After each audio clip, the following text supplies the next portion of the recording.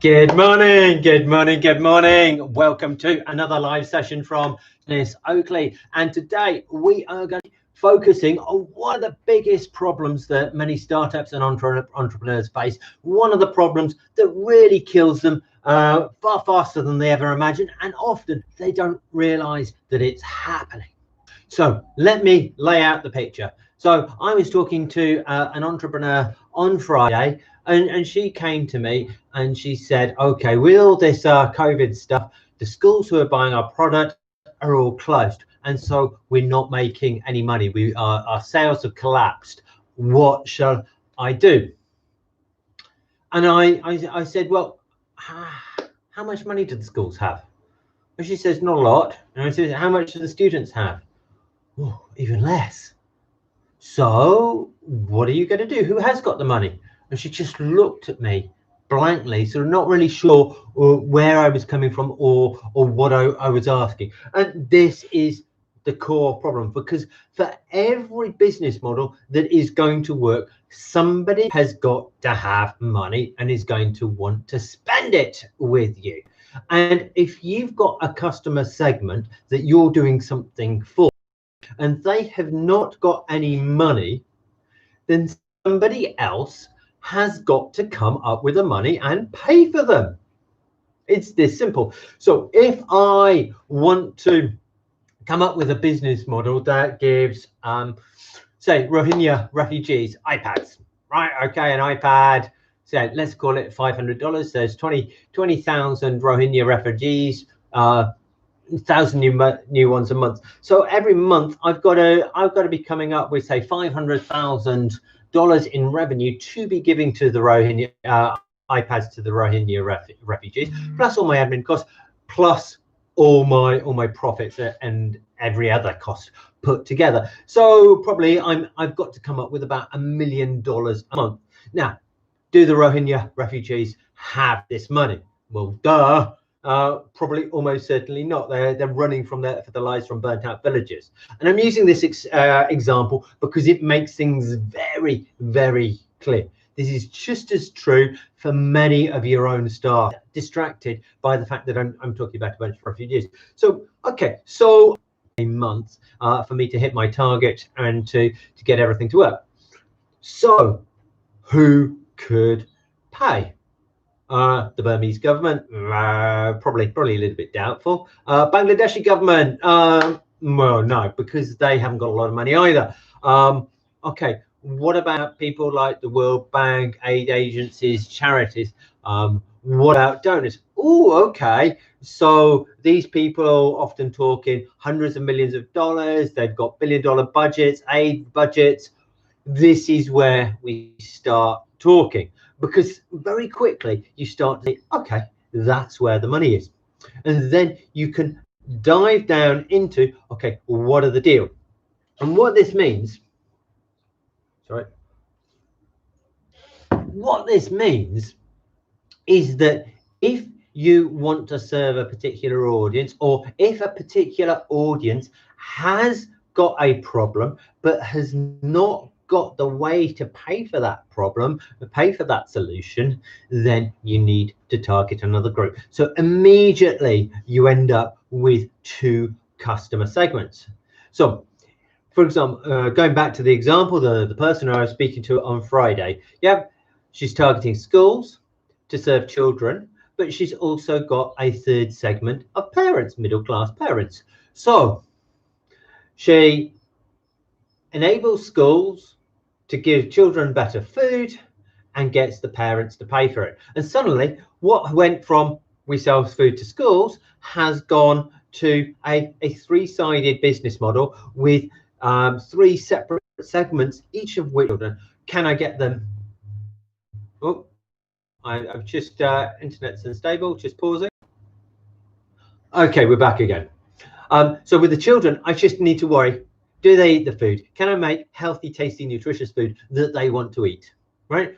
With the schools, yeah, can I get into them at a price point, at a way that is going to be acceptable? It's a major account sales strategy problem. Yeah, then for the parents, right, how do I persuade them to eat healthily? And then, because they've got the money, they've got the extra $1-2 a day that they will be prepared to pay to see little Johnny sort of grow up nice and thin, or little Jemima grow up really bulky, if they're not going to pay it. Okay, or switch it round and Johnny's fat and Jemima's thin. I don't really mind. It doesn't matter. But that is the problem that we're focusing on with the parents. Why will they pay? So coming back to the startups, one of the reasons that I see a lot of startups failing is they are constantly not asking this question.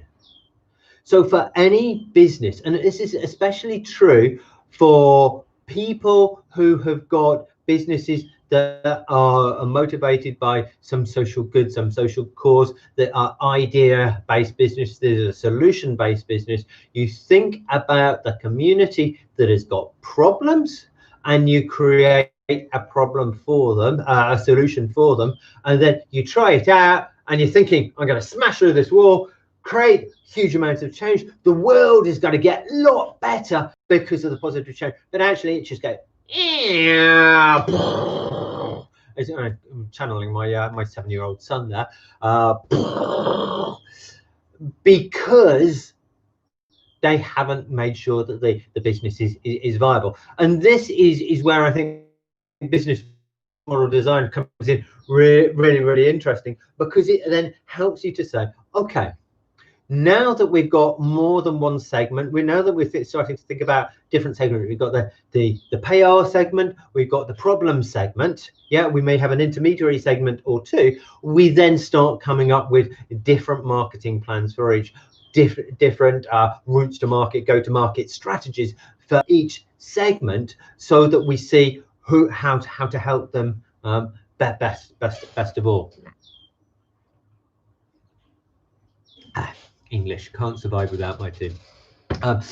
So what we need to do when you go out and do this is to be asking, when you're doing your customer discoveries, focus back down on the pain. Yeah, is it a real pain? Yeah, and then ask them about the ability to pay. So some things like an iPhone and an iPad or other devices, yeah, they're consumer electronics devices, and it's pretty straightforward.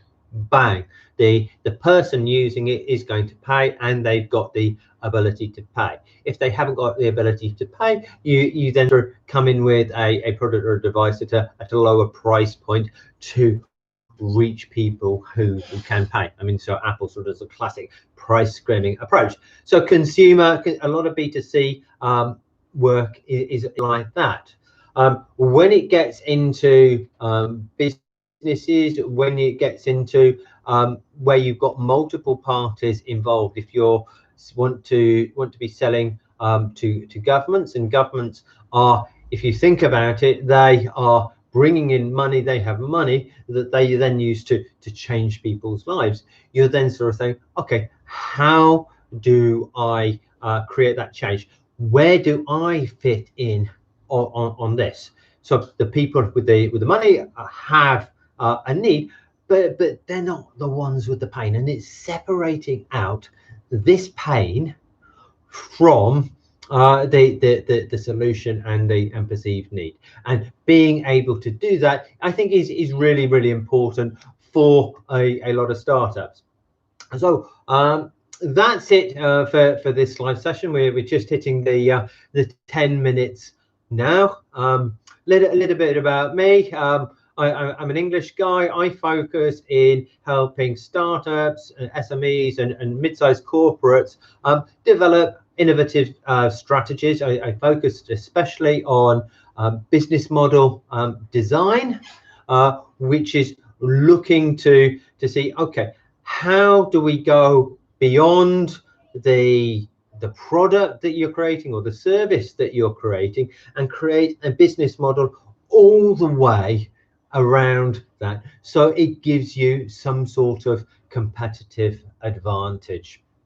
If you like what I do, please do subscribe. I'm going to be trying to live stream every day at 10 o'clock, looking at different problems that startups have, giving little bits of advice. And also we've got a library. I think it's about 20 or 30 business model canvases now for a huge variety of tech companies, where we spend 5 to 20 minutes talking through the business model, trying to get to the essence to understand that. So please subscribe to that channel as well. Head over to www.denis-oakley.com for stuff, more stuff on text written out for my website, and lots of free offers for you there.